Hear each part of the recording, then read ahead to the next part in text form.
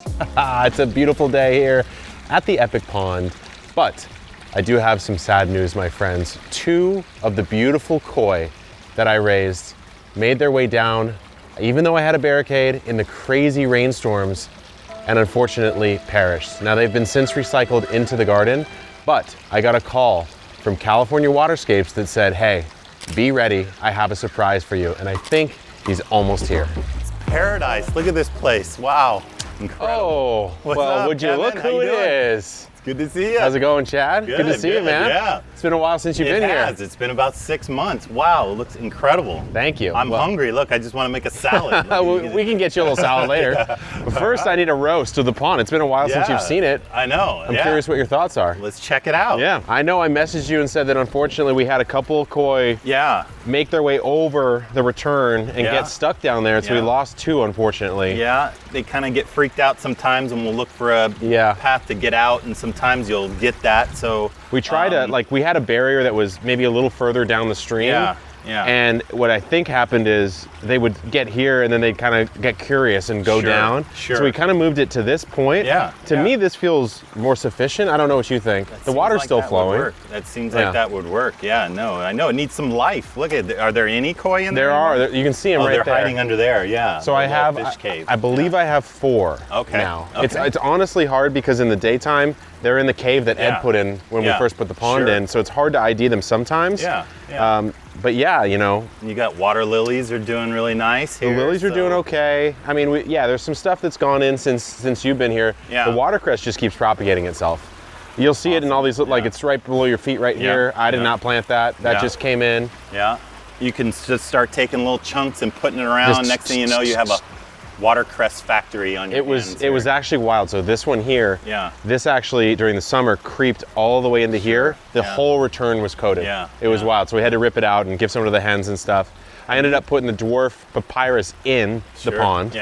We threw another lily over there, which didn't seem to take as much as these last ones. And then we cut a bunch of this red guy, which I'm blanking on the name of. Out of the pond because it just started going wild. But for the most part, that's it. You can see the landscaping on the outside, still a little bit left to the imagination here. But, you know, I'm here to learn from you. So. Well, I think maybe we want to put some kind of water treatments in the water. I got some detoxifier. I got some also, it's called Protect.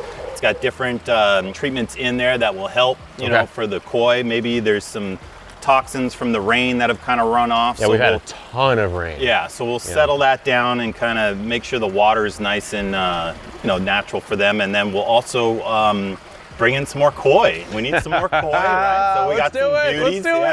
So we got some specific koi picked out just for you. Oh my God, so I can't wait. We're gonna bring those in. They're a little bigger, so these are a little bigger koi. So they'll probably bring these koi out of their shell a little bit. Is that how it will work? If you put a couple big, more adult-sized ones in, they'll school sort of around each other? To them, and they'll start to it'll feel like a little bit more of a friendly area. Amazing. There's you know, some safety in numbers too when you're in the kind of the pack.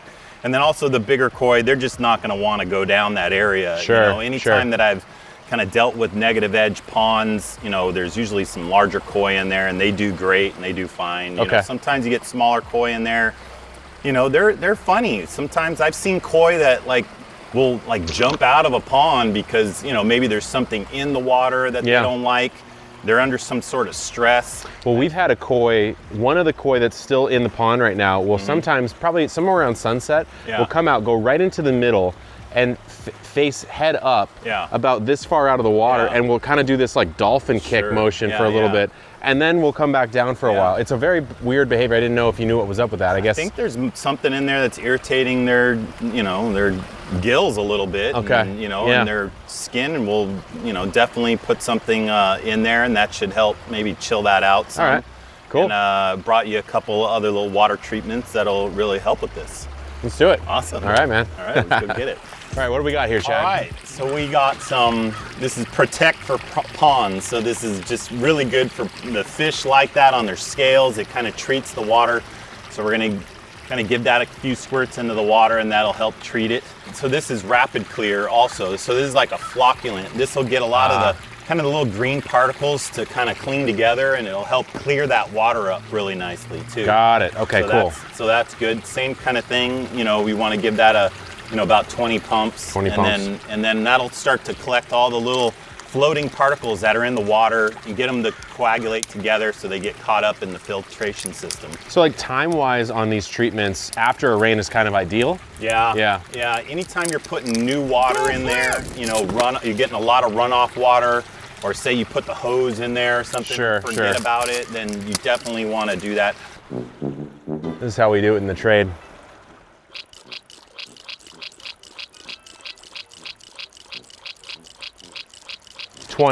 Okay, well that's gonna cycle its way through the system, and I'm gonna try to resist to look at the koi. Okay, well. Is it time? I think it's time. Oh my God, okay. All right, so you had given me these little cards. So these are the cards that correspond to the koi that you brought. Correct. So we have these incredible colors, but also their name in Japanese, which would be I guess the breed. Correct. Right? The breed and the color. Yeah, the breed and the color are all in there. There's kind of a whole tech to it. What's your, if you had to pick a fave? Oh, the Asagi. I love the Asagi. So I've never seen this one before. Yeah, I've never you're seen about this. to. Yeah. They're really cool. So they're basically scaleless, and they have like a blue tint to them. And this one has a lot of blue in it, which is kind of unique. So as they get older, they almost look shiny and steel, you know, as they get you know, as they grow. So cool. Yeah. So, okay. I can't wait. I can't wait. Well, here we go. Let's take a look at some of them. Oh my God, they're huge. Yeah, big guys. They are huge. Yeah. So we got. Oh, and they're cute too. Yeah. So let's. I'm gonna dump them out into the bowl here. Okay. I mean, come on, look at these. These are some of the most beautiful koi. I might have to submerge. Look at this one right here. Look at the shine. Yeah. It's almost pure gold looking. Let's start getting them acclimated to the water. So what we want to do is just kind of float this in there. I'm going to introduce a little bit of the pond water in there. Yep. And then the water temperature will kind of equalize. Normalize. All right, so we're going to float them right around this area. And then you scoop in a little bit of pond water? Yeah, scoop in a little pond water in there. Right. How much is enough on this? A little more? Right about there. Okay. That'll be good. Just let it chill for a little bit. And how long are we floating them for? You know, do it about 10 minutes. Okay. We'll kind of let them go, and then maybe we'll introduce a little bit more in there. Yeah. The moment is here, my friends. Chad, thank you again so much. My pleasure. This is the moment that you always wait for, I think. So you just give it that little tilt. There's one. Whee! Oh, that's the Asagi too. Yeah. Look at this one. Oh, they're liking it. Okay, two's out. I don't know why I'm being too, oh, there we go. There we go. There you go. Ogon. There we go. Oh, yeah, beautiful. Look at what they're doing. It's interesting how they're all just in the same exact spot. Yeah. Do you see that a lot or no? Yeah. Yeah, they want to be together. They comfort together, you know? Yeah. And the other school has not integrated yet. Yeah. They're like, what's going on out there? There's a whole nother gang out there. Yeah. Well, should we give them a little extra habitat while we're at it? Little lily action? Yeah, let's do that. Okay. So we have this guy here. So where do you think I should go with this? I've got one there, and a failed one over there. Yeah, probably where the failed one is, that, because then you can keep this open so you get the circulation going through. Yeah. You know, I'm a big pot out guy. I don't like the pot. Yeah, get rid of a lot of the clay that's at the bottom of this. You don't need a lot of that. You'll just remove like good chunk. Yeah. Oh wow. Like I guess there's no roots in what you just removed. Yeah. You know? No, it's just some packing in there. So then we have that little bad boy right there, and I'll just kind of sink that down in, and I'll put it totally submerged. You can put this under it, and these will stretch up by tomorrow. They'll be up to the top and ready to go. So crazy. Do you want to do the honors? You know what? Dealer's choice on this. I want to see your potting expertise. All right. So, because let's be honest, I don't have it.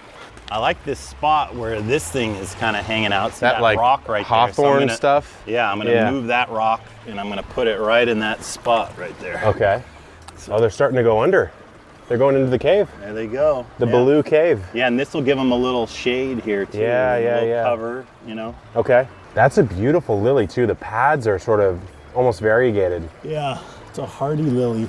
So I've never planted one that deep. It's cool that you can do that. Yeah. So then that'll stretch up even just by tomorrow. dirty it up a little bit. Yeah, no, it'll calm down. Yeah. We just put the flocculant in there anyway, so should be all right. You ever put like, besides fish, right, and frogs, what other life would you put in a pond if it's yours?